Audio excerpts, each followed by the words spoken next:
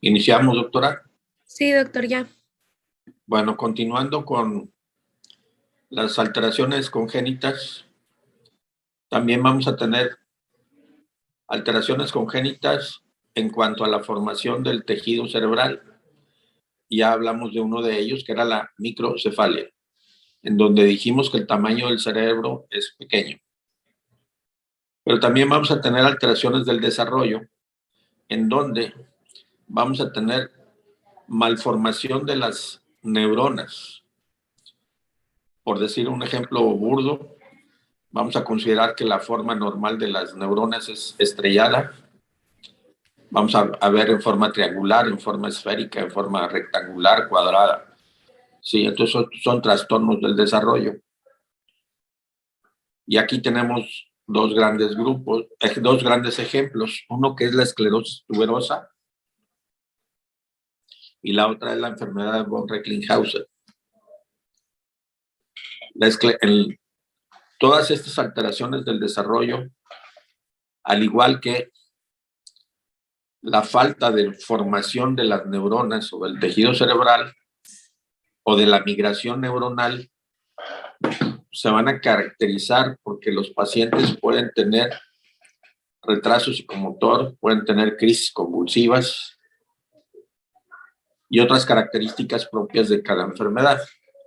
Por ejemplo, en la esclerosis tuberosa, antes del advenimiento de la tomografía o de la resonancia magnética, se consideraba que los pacientes recién nacidos que estaban teniendo crisis convulsivas de muy difícil control podían estar cursando con tumores cerebrales.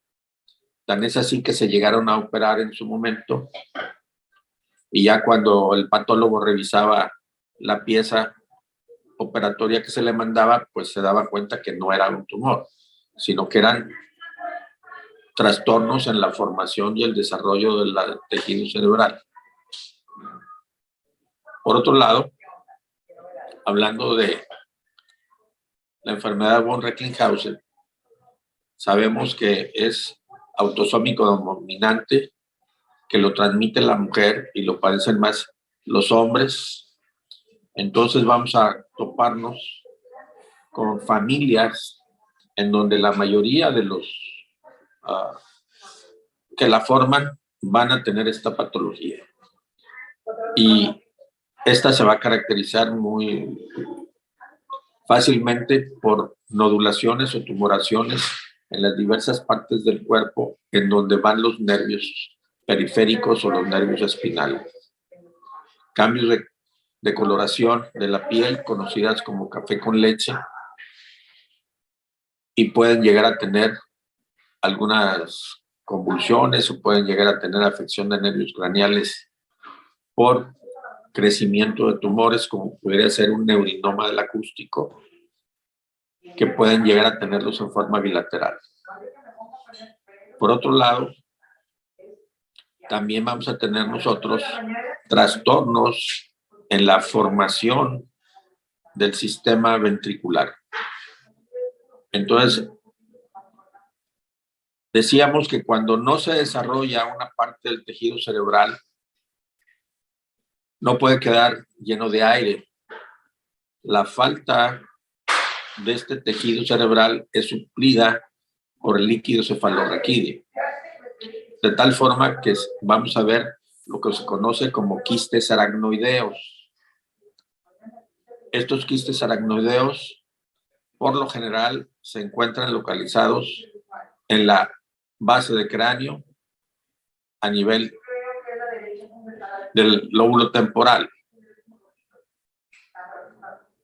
Y como les decía, en los trastornos del desarrollo del sistema nervioso, el paciente puede tener crisis convulsivas. O bien, sabemos cuáles son las funciones del lóbulo temporal, entonces si este no se forma en forma adecuada, pues el paciente también se puede acompañar por tener trastornos del aprendizaje, trastornos de la memoria, del lenguaje, visuales, auditivos, olfatorios, del habla, del aprendizaje, etc. Y ya refiriéndonos a lo que es el sistema ventricular propiamente dicho, pues la patología más común es la obstrucción en la circulación del líquido cefalorraquídeo. El sitio más habitual es el acueducto cerebral, antes llamado acueducto de Silvio, que sabemos que es el que va a comunicar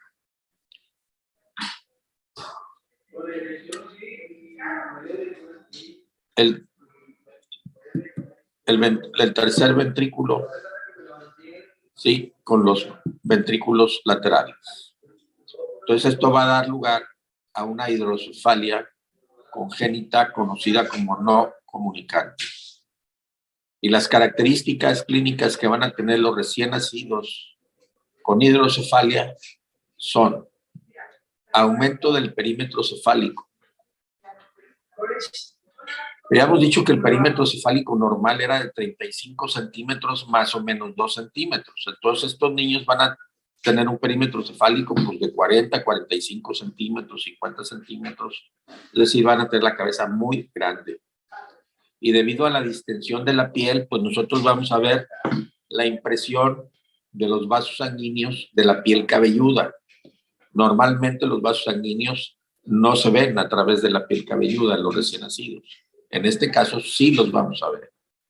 Y obviamente vamos a tener una distancia muy amplia entre los huesos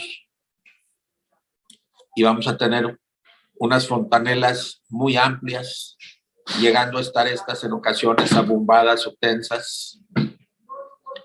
Y el paciente va a tener además algo que se conoce como signo de Parinot, en donde los ojos del niño permanecen como si estuviera viendo hacia abajo, hacia el piso. Y si nosotros le giramos la cabeza hacia arriba o en hiperextensión del cuello, normalmente los globos oculares pues se deben de ir hacia arriba y en este caso no, permanecen igual, viendo hacia abajo. Lo mismo si nosotros giramos el cuello en sentido lateral, los ojos del niño no se mueven, permanecen viendo hacia abajo. Entonces estas son las características del niño con el recién nacido con hidrocefalia.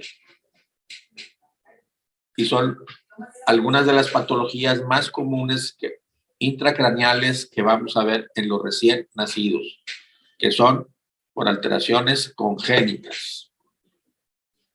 Ahora, volviendo a lo que es el tejido cerebral normal. Como ustedes ya saben, nosotros vamos a tener dos hemisferios cerebrales, uno derecho y uno izquierdo.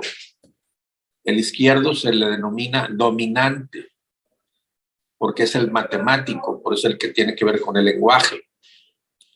Y el derecho se le conoce como aquel que tiene que ver con la orientación, con la asociación, con lo musical. Cada uno de los hemisferios se va a unir al otro a través del cuerpo calloso. Cada hemisferio cerebral va a estar formado por lóbulos cerebrales. ¿Y cuáles son los lóbulos cerebrales? Vamos a ver que son 6, pero únicamente nosotros por la parte externa vamos a ver 4, que son el lóbulo frontal, el lóbulo parietal, el temporal y el occipital. Pero internamente vamos a tener 2, conocido como el lóbulo de la ínsula y el lóbulo del cuerpo calloso. Cada uno de estos lóbulos va a tener una función específica. Y cada uno de estos lóbulos va a estar formado por varias circunvoluciones, que es el espesor del tejido cerebral que se encuentra entre dos surcos o cisuras.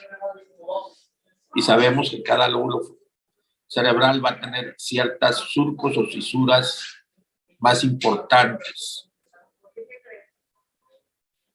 Ahora, dentro de las funciones de los lóbulos cerebrales, nosotros vamos a tener a nivel del lóbulo frontal el lenguaje motor, la movilidad primaria, la sensibilidad secundaria, el centro de la mirada primaria, el control de esfínteres, el intelecto. A nivel del lóbulo temporal,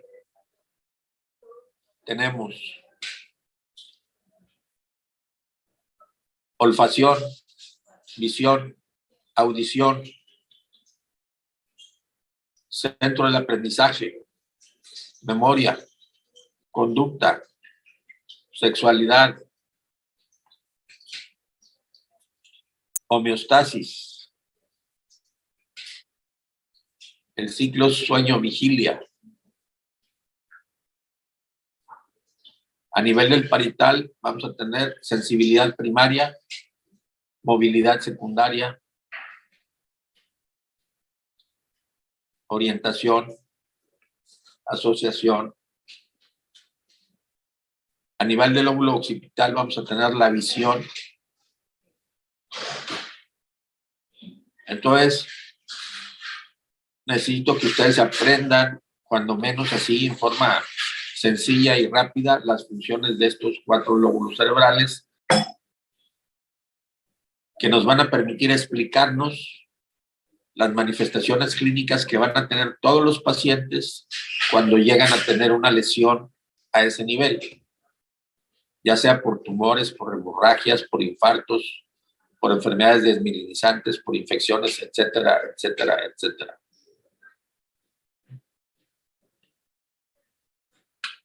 ¿Alguna duda hasta aquí? ¿Alguna pregunta? Bueno, le dejamos hasta aquí el día de hoy. Nos vemos el día de mañana. Tengan buenas tardes. Gracias, doctor. Bonito día. Gracias, doc. De nada.